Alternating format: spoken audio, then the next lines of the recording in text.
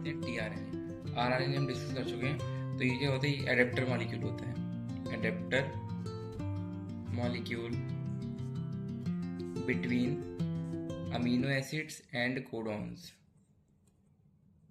ठीक है, इसमें 75 to 95 न्यूक्लियो राइबोन्यूक्लियोटाइड्स होते हैं, न्यूक्लियोटाइड्स होते हैं। ठीक है, वॉबल हाइपोथेसिस क्या आती है?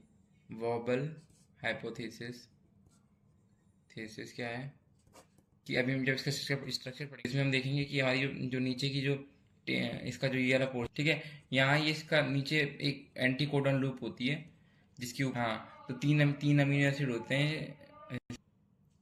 ठीक है, तो इसका जो थर्ड बेस होता है, इसको लास्ट बेस, जिसको हम बोलते हैं वॉबल्स बेस, वॉबल्स बेस। तो वॉबल हाइपोथेसिस में यही कहा गया था कि थर्ड बेस है, यानी कि जो वॉबल्स बेस है यही इसका अगर डिफरेंस है तो ये वॉबल हाइपोथेसिस तभी की गई थी जब इसका डिफरेंस था। ठीक है, तो वो है इसका basically clover leaf model, clover leaf model, जो कि इसका 2D मॉडल है, ये 2D मॉडल।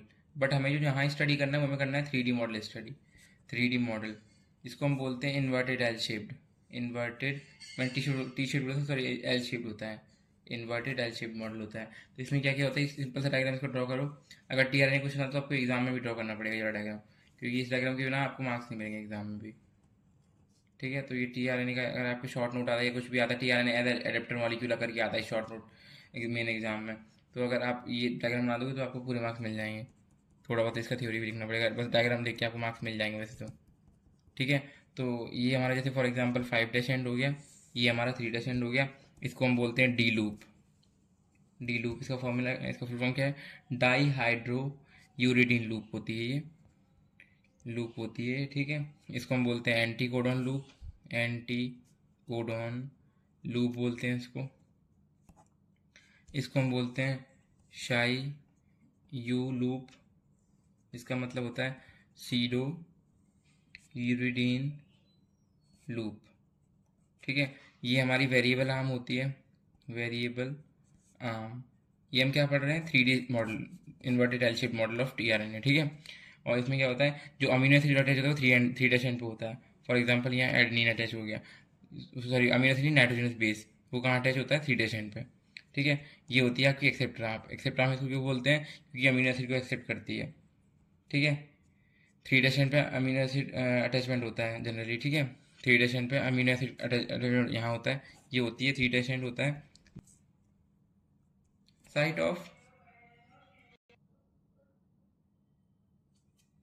ठीक है, तो 3 डैश जो एंड आपका होता है वो होता है site of amino acid attachment के लिए होता है। और यहाँ आपके 3 आपके कोडन प्रेजेंट होते हैं, एंटी कोडन बोलते हैं।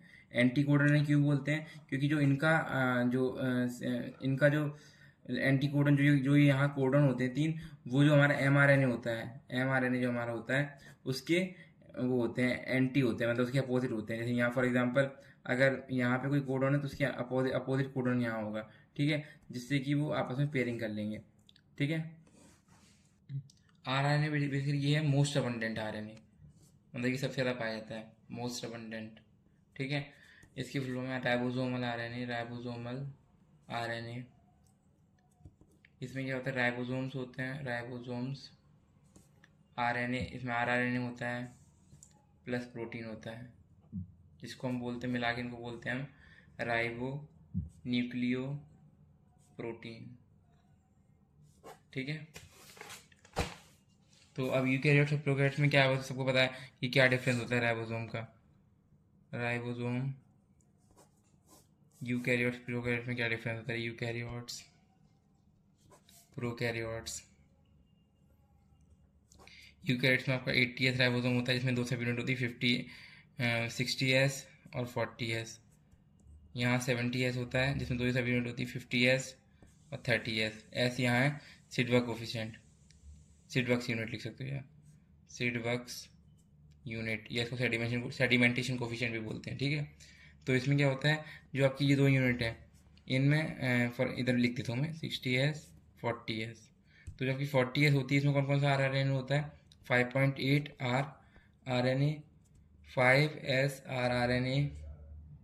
ये डिफरेंट आरएनए है जो ट्रांसलेशन के टाइम हेल्प करते हैं। 28 आरएनए प्लस प्रोटीन भी होता है। ठीक है, इसी तरीके से इस वाली सब यूनिट में 40 वाली सब यूनिट में कौन सा होता है, इसमें से एक होता है 80S RRNA, ठीक है, और प्लस प्रोटीन होता है, तभी इसको राइबोन्यूक्लियोप्रोटीन बोला गया है, ठीक है। इसी तरीके से प्रोकैरियोट्स में 50S होता है, 30S होता है। तो 50S में क्या क्या होता है, 5S RRNA, और क्या होता है 23SRRNA। याद कर लेना कौन सी सब यूनिट में कौन सा RNA पाया जाता है, ठीक है। तो इसको हम लोग जो 20SRNA होता है इसको हम लोग बोलते हैं पेप्टिडाइल। ये इन्वॉल्व होता है पेप्टिडाइल ट्रांसफरेज रिएक्शन में, ठीक है, और प्लस प्रोटीन भी होता है यहाँ, ठीक है। 30S में 16SRRNA होता है, प्लस प्रोटीन भी होता है। एक राइबोजाइम हम पढ़ते हैं, राइबोजाइम, ठीक है, जो बेसिकली एंजाइम है एक। जनरली और एंजाइम्स आर वो क्या होते हैं प्रोटीन्स, बट राइबोजाइम एक ऐसा एंजाइम है जो प्रोटीनिशियस नहीं है, ये न्यूक्लिक एसिड है, न्यूक्लिक एसिड से बनता है, ठीक है, आर। Thank you.